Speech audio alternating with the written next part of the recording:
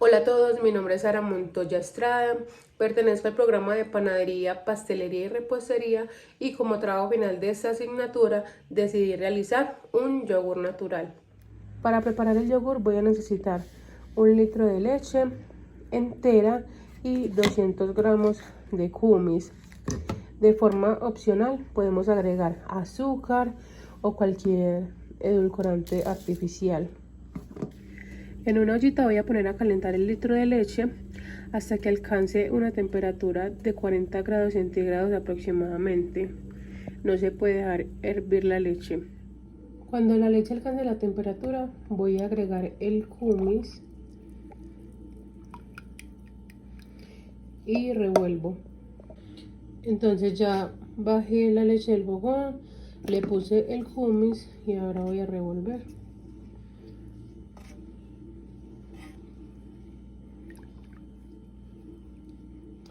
Ahora agregan el endulzante de su preferencia y también la cantidad va a depender de qué tan dulce lo quieran. En mi caso voy a usar azúcar morena y vuelvo a revolver.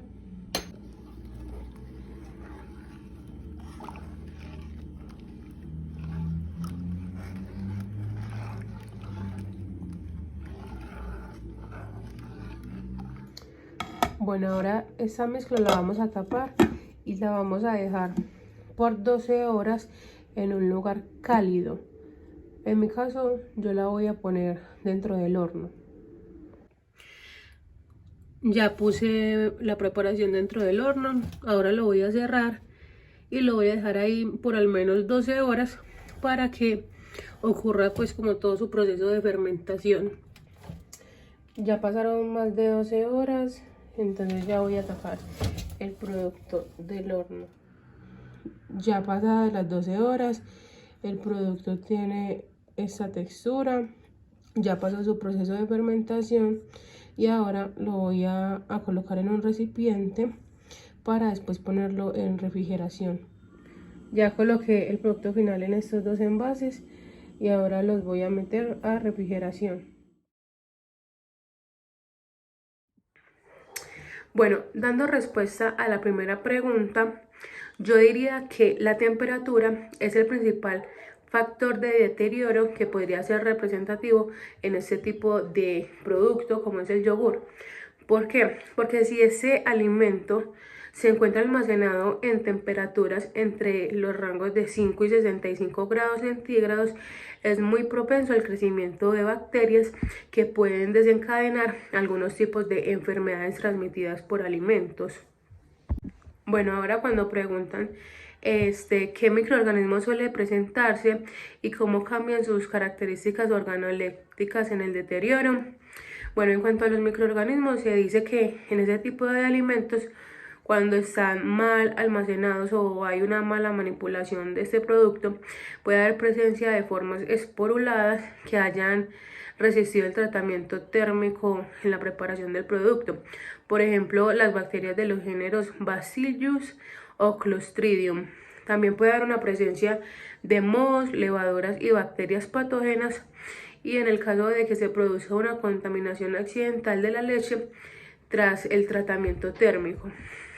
También puede haber una contaminación por bacterias patógenas como son la Escherichia coli, el Staphylococcus aureus, la salmonella, entre otros. Y digamos que esto es fácil de prevenir relativamente y nos podemos ir pues como de la mano de la toma de medidas higiénicas. Sin embargo, cuando se habla ya de la contaminación por levaduras y mohos, es más difícil de evitar, ya que estos microorganismos se propagan por esporas que pueden estar presentes en el ambiente.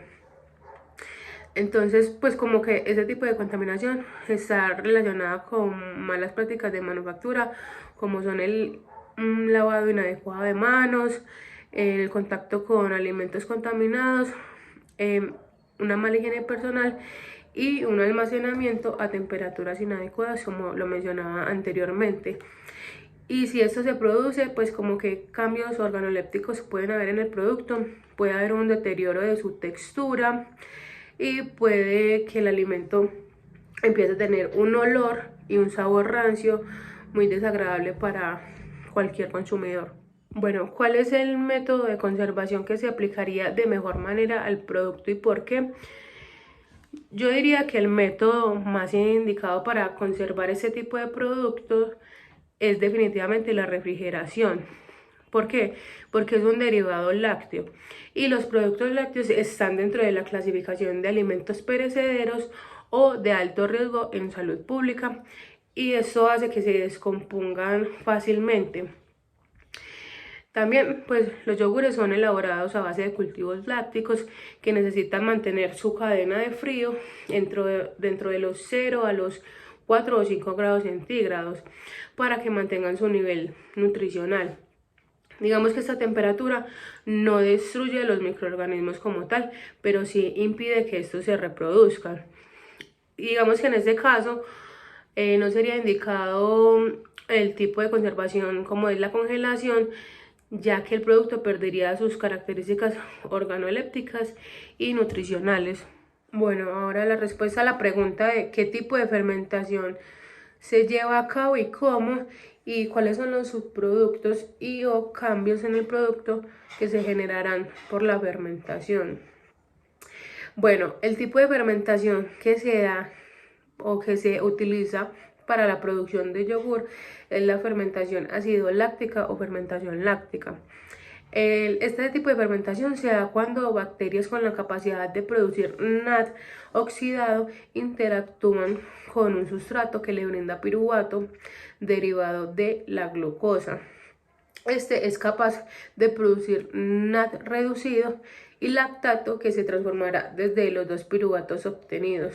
Digamos que esta reacción ocurre, por ejemplo, cuando en el cuerpo, cuando una persona realiza ejercicio de alto rendimiento y el cuerpo comienza un proceso de agotamiento de oxígeno. Esto lo que hace es que las bacterias propias del cuerpo comienzan un proceso catabólico anaeróbico y produce el ácido láctico, el cual va a bajar el pH del medio, cambiando el estado muscular y produciendo dolor. Digamos que otros tipos de alimentos en el que se usa este tipo de fermentación serían los quesos, los helados, la masa madre, entre otros productos.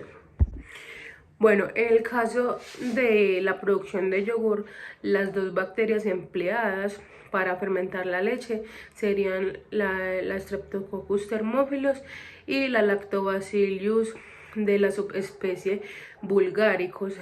Digamos que esas dos bacterias en este caso nos las va a aportar el cumis, y cada una de estas dos bacterias ayuda al desarrollo de la otra hasta alcanzar como un equilibrio muy estable, y juntas transforman la lactosa presente de forma natural en la leche en ácido láctico, y ahí es cuando se produce el yogur.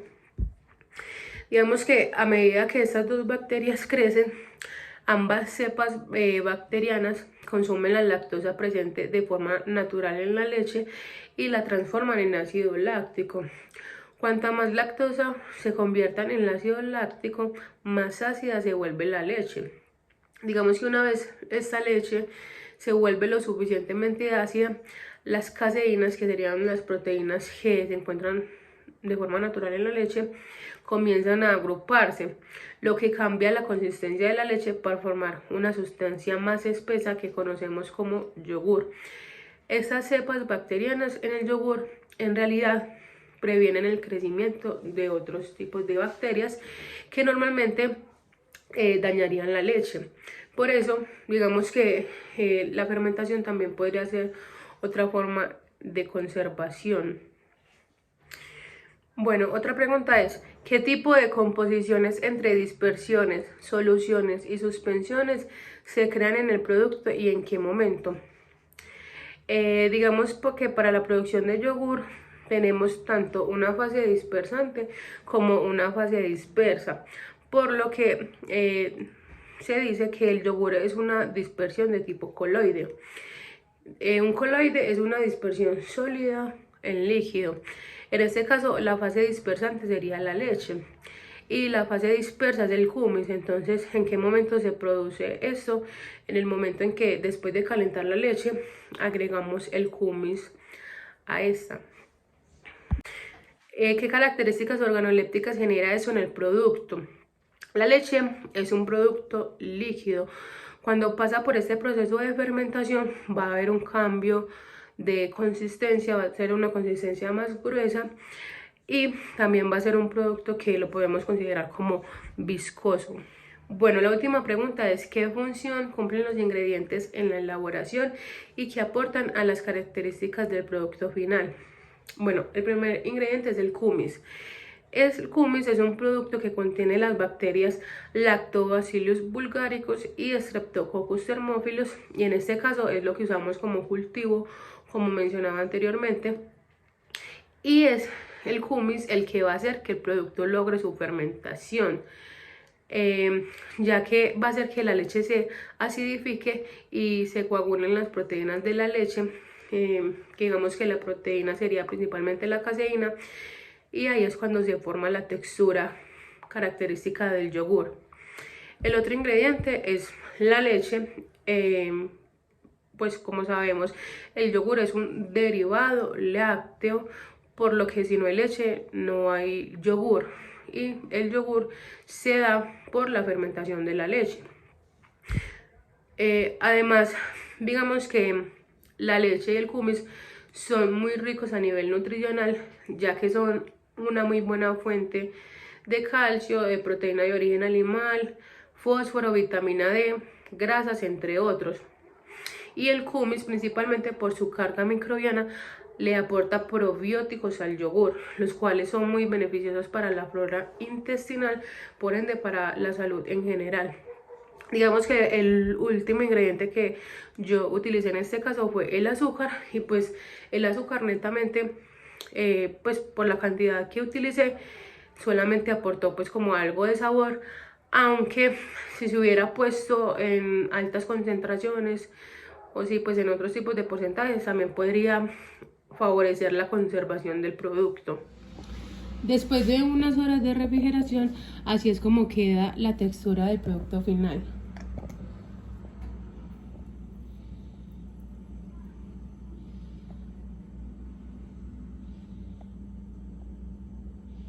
Ya estaría listo para su consumo.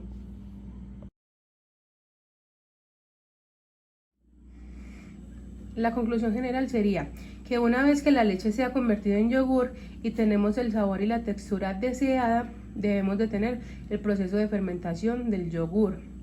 La forma de hacerlo es mediante el enfriamiento, ya que las temperaturas más bajas ralentizan el crecimiento de las dos bacterias que llevan a cabo el proceso. Mantener el yogur a temperaturas más bajas ayuda a conservar su textura y su sabor al evitar que se vuelva más ácido.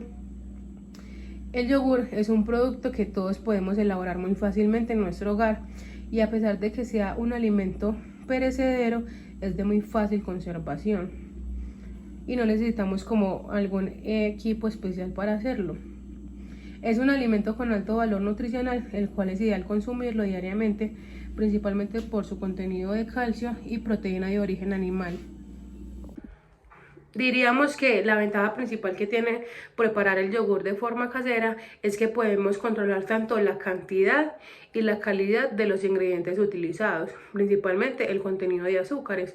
Nosotros al preparar el yogur en nuestras casas podemos decidir cuánto azúcar le queremos agregar al producto, mientras que los yogures que normalmente encontramos de forma comercial tienen un alto contenido de azúcares, y además se le añaden otro montón de ingredientes que probablemente no sean tan beneficiosos para nuestra salud.